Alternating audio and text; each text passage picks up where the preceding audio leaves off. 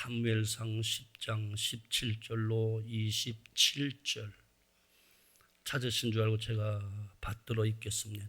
사무엘상 10장 17절 사무엘이 백성을 미스바로 불러 여호와 앞에 모으고 이스라엘 자손에게 이르되 이스라엘 하나님 여호와께서 이같이 말씀하시기를 내가 이스라엘을 애굽에서 인도하여 내고 너희를 애굽인의 손과 너희를 압제한 모든 나라의 손에서 건져내었느니라 하셨거늘 너희는 너희를 모든 재난과 고통 중에서 친히 구원하여 내신 너희의 하나님을 오늘 버리고 이르기를 우리 위에 왕을 세우라 하는도다. 그런즉 이제 너희의 지파대로 1000명씩 여호와 앞에 나아오라 하고 사무엘이 이에 이스라엘 모든 지파를 가까이 오게 하였더니 베냐민 지파가 뽑혔고 베냐민 지파를 그들의 가족별로 가까이 오게 하였더니 마드리의 가족이 뽑혔고 그 중에서 기스의 아들 사울이 뽑혔으나 그를 찾아도 찾지 못한지라.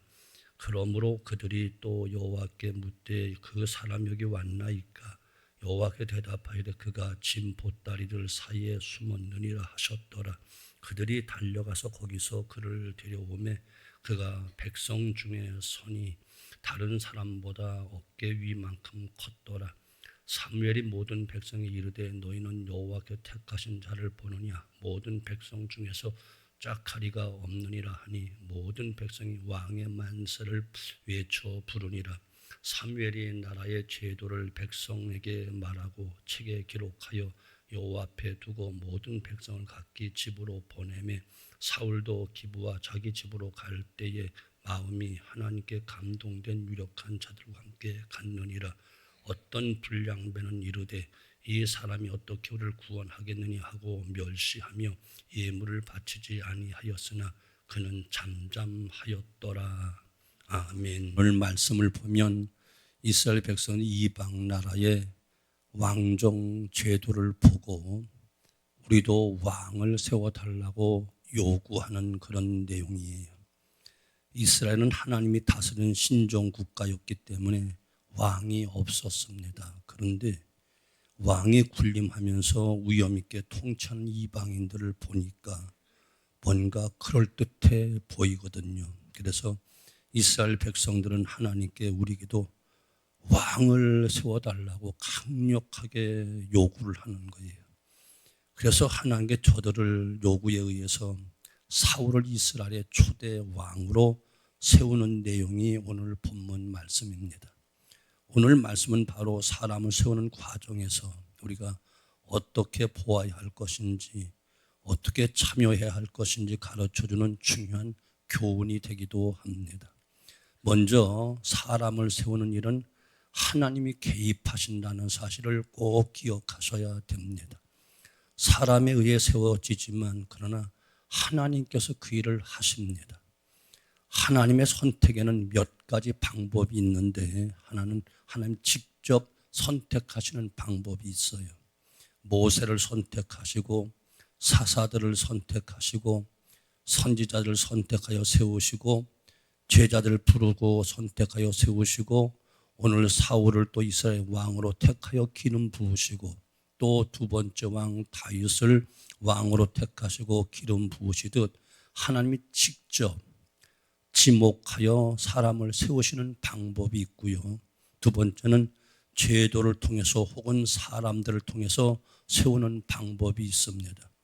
예수님께서 승천하신 후 초대교회 성도들이 가룟 유다를 대신해서 마띠아를 12사도 중에 한 사람으로 세우는 모습을 보게 되어지고 또 후에 초대교회 안에 7 안수 집사님들을 세우는 모습을 보게 되는데 이러한 과정에서 사람을 세우되 여기에는 제도와 사람을 통해서 하나님의 일꾼들을 세우고 계신 거예요. 오늘날에도 교회의 투표나 혹은 당회와 교회 중직자들 혹은 목사에 의해서 직분자들이 선택되어지고 성도의 투표에 의해서 세우는 방법이 바로 그와 같은 것들이에요. 또 하나의 방법은 이미 선택한 자라 할지라도 하나님이 재선택을 하시는 방법이 있어요. 사람들의 자유의지에 의해서 선택을 하고 사람에 의해 다스려지기 때문에 잘못된 현상이 종종 나타날 수가 있습니다. 하나님께 원하시는 대로 가지 않는다, 그런 말이에요. 사울왕이 그 대표적인 사람인데 처음에 사울은 아주 겸손하고 하나님을 잘 경외하는 사람이었어요. 그러나 그가 왕이 된 후 변질돼 버리고 말았어요. 하나님을 거역하고 자기 본의로 나라를 다스려가면서 백성들을 억압을 합니다. 그러한 사울이지만 하나님은 그 사울을 사용하셔서 자기 왕이 될 다윗을 왕으로 세우기 위해 하나님께서 사울을 통해 연단시키시면서 통일 왕국을 준비케 하십니다. 또 가룟 유다의 배신을 하나님께 사용하셔서 우리를 구원하시는 하나의 통로로 또 사용하시기도 했습니다. 이렇게 선택된 자들이 잘못될 때 그들을 그 선택함으로, 재선택함으로 하나님의 뜻을 이루는 도구로 사용하기도 하신다, 그런 말이에요. 그래서 여기에 분명한 것은 이 모든 것이 하나님의 뜻과 계획대로 되어진다는 것입니다. 우리가 보기에 아무리 잘못된 선택 같아도 하나님 그것을 통해서 하나님의 뜻을 위하여 사용하신다는 사실을 꼭 기억해야만 우리는 몸된 교회 또 신앙생활에 차질 없이 감당할 수가 있습니다.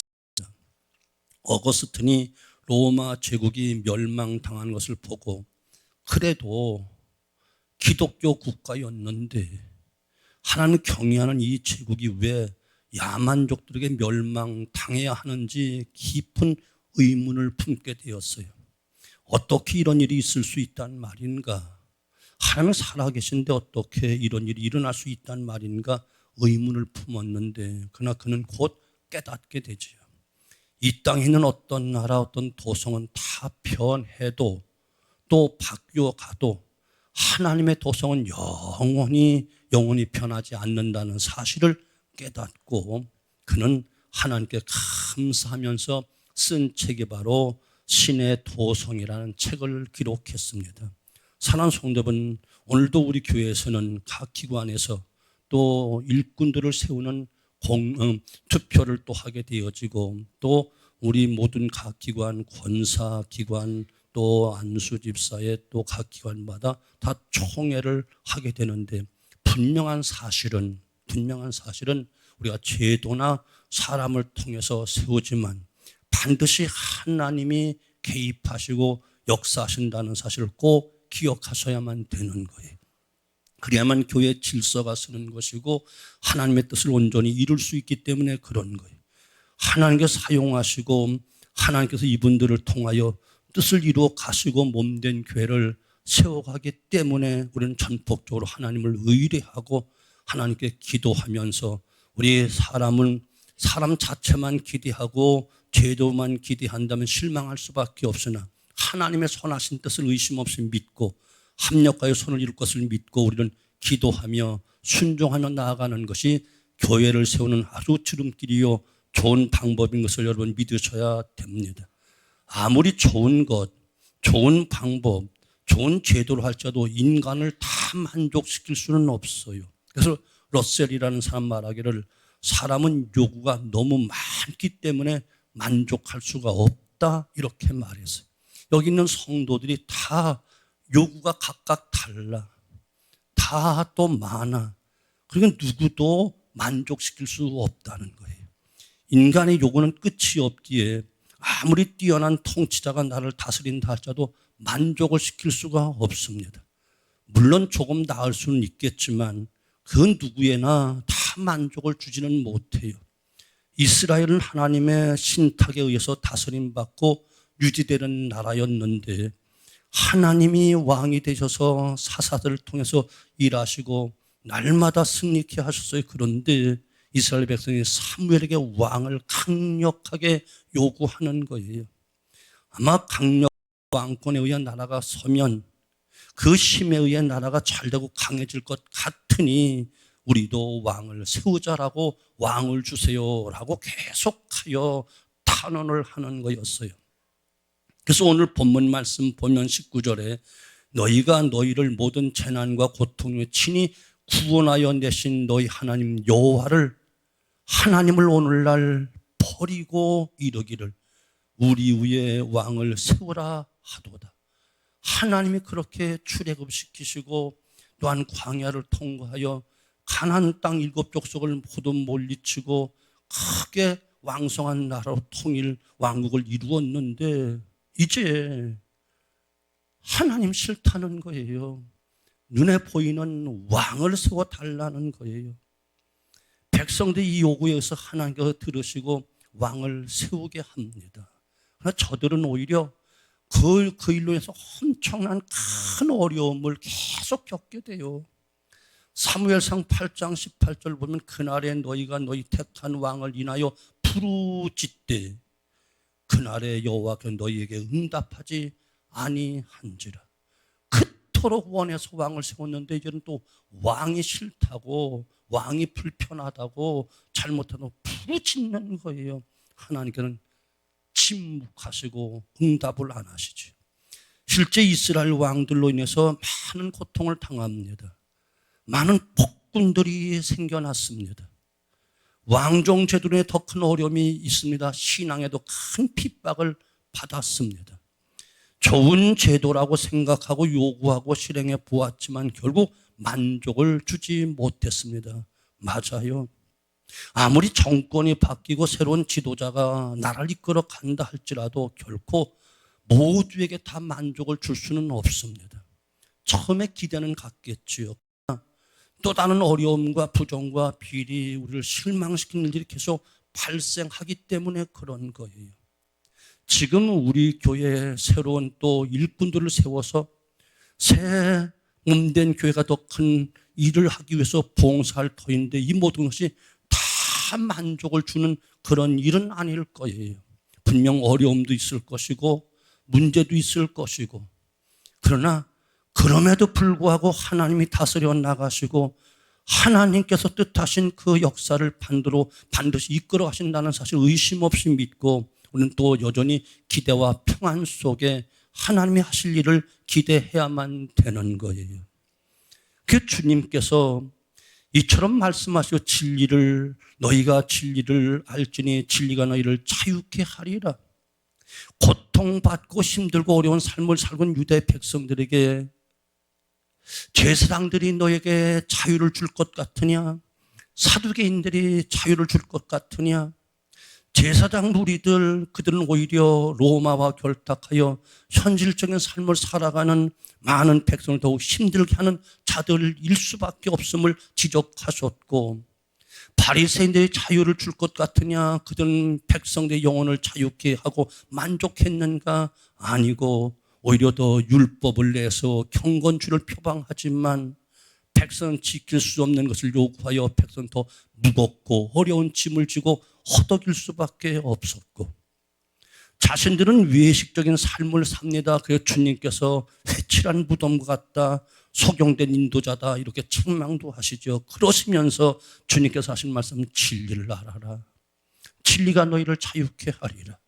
진리가 무엇이지요? 바로 예수 그리스도 그분. 내가 곧 길이요 진리요 생명이다 말씀하시면서 바로 예수 안에 있을 때 참된 자유를 얻고 참된 평안함을 얻는다 이렇게 말씀하고 계시는 거예요. 맞아요. 하나님의 다스림 속에 있을 때 예수 그분 안에 있을 때 우리의 일은 더 성장되어지고 평안한 가운데 자유를 누릴 수 있는 것입니다. 하나님의 선택의 역사, 하나님의 주권의 역사를 여러분 믿으셔야 되고 주님 믿는 믿음으로 기도하는 믿음으로 함께 힘을 모을 때 교회는 더 성장되어지고 직분자는 힘있게 일할 수 있도록 새 힘을 얻게 되는 줄로 의심 없이 믿습니다. 그래서 기도가 필요한 것이고 그래서 협력이 필요한 것입니다. 두 번째는 서로를 인정해 줘야 된다는 거예요. 하나님께 선택하시고 하나님 인도하심에 따라 역사가 가고 있음을 믿고 보면서 꼭 우리가 기억해야 될 것은 서로를 인정해 주어야 된다. 여러분 누구든 모든 사람의 지지를 다 받는 사람은 없어요. 아무리 하나님께 선택하고 세운 자라 할지라도 100% 지지를 받을 수는 없어요. 아무리 뛰어난 사람이라도 모든 사람의 지지를 다 받을 수 있는 것은 아니에요. 이것을 우리는 인정해야만 됩니다. 그리고 이것을 우리는 받아들여야만 됩니다. 자, 보세요. 사울이 왕으로 인정택함을 받습니다. 그러나 모든 백성들이 다 지지한 것은 아니에요. 27절 보니까 어떤 비는 가로되 이 사람이 어떻게 우리를 구원하겠느냐 하고 멸시하며 예물을 드리지 아니하니라 이렇게 말하고 있어요. 지지하지 않는 무리가 있었다는 것, 이것이 오늘날도 마찬가지. 성경에서 가장 훌륭한 통치자를 뽑으라면 다윗 왕을 뽑을 수 있겠는데 그는 하나님 마음에 합한 사람이기도 했어요. 그러한 다윗도 많은 정적들이 있었다는 사실이. 예수님도 모든 삶의 지지를 받았는가 하면 그렇지 않습니다. 다른 사람은 몰라도 예수님 유대인들에게 지지를 받아야 되지 않겠어요? 왜? 구세주로 오셨으니까. 그런데 기득권층에 있는 예수님을 시기하고 질투하는 사람들이 예수님을 죽이려고 몸부림을 치지요. 주님 하신 말씀 다 옳은 말씀이었고 놀라운 능력을 행하여 약한 자를 도와주셨어요. 그러나 저들은 예수님으로 인해 자기들의 지위와 명예에 흠이 가기 시작하자 예수님을 시기하고 질투하여 마침내 죽이려고 몸부림을 치고 있지요. 그들 마음속에 시기와 질투가 자라나고 있었기 때문에 그랬어요. 결국 그들의 시기와 질투가 극에 달하자 십자가 사건이 생겨나게 되지. 우리 안에서 모든 사람 100% 지지를 받을 사람은 아무도 없습니다. 100% 완전한 사람 아무도 없습니다. 이것을 온 교회가 인정해야만 됩니다. 모든 사람의 지지를 받을 수 있는 것이 아니라 모두 인정을 받을 수 있는 것도 아니라는 사실을 우리는 꼭 인정해야 그래야만 교회가 평안하게 갈 수가 있습니다. 나는 모든 사람이 인정받고 지지받지 못한다. 나는 좋아하는 사람도 있지만 반대하는 사람도 있을 수 있다. 이것을 인정할 때 나는 교만하지 않게 되고 또한 조심하게 되는 것이에요. 한국 교회에 큰 기둥이라고 할 수 있을 만큼 훌륭한 목사님이 계셨는데 이분이 젊었을 때 공부를 다 마치고 이제 교회를 맡아 심으로 해야 될 때가 되었어요. 이때 자신이 생각의 원칙을 하나 세웠어요. 그것은 모든 사람이 다 지지하는 교회로 가겠다는 원칙을 세웠어요. 단 한 사람이라도 반대하면 가지 않겠다 고집을 세웠어요. 그런데 나중에 연륜이 붙고 경험이 쌓아지면서 얼마나 어리석고 잘못된 생각이었는가 깨닫고 크게 회개했다 이렇게 고백을 해요. 이 땅에 그것이 교회이든 세상이든 그 어느 곳에도 모든 사람의 지지를 다 받을 수 있는 곳은 한 곳도 없다는 거예요. 예수님도 모든 사람의 지지를 받은 것이 아니다라는 사실을 깨닫는 순간 그 목사님은 자신의 생각이 얼마나 교만했던가, 얼마나 하나님의 부끄러운 것인가 알게 되고 철저하게 회개했다 이런 말을 했어요. 모든 사람이 다 나를 지지하지 않습니다. 인정하지 않습니다. 이것을 인정할 때 나와 다르다고 해서 원수로 삼아도 안 되고 적으로 간주해서도 안 되는 거예요. 왜 그렇지요? 나의 생각이 100% 옳지 않다는 것을 알기 때문에 가장 좋은 방법을 선택하지만 100%는 될 수가 없고 누구도 100%는 안 됩니다. 그리고 나와 다른 생각을 가진 사람이 있을 수 있기 때문에 그렇습니다. 한솥밥을 먹고 한 이불 속에 살고 있는 같은 부부라도 생각이 다를 수 있고 생활이 다를 수 있습니다.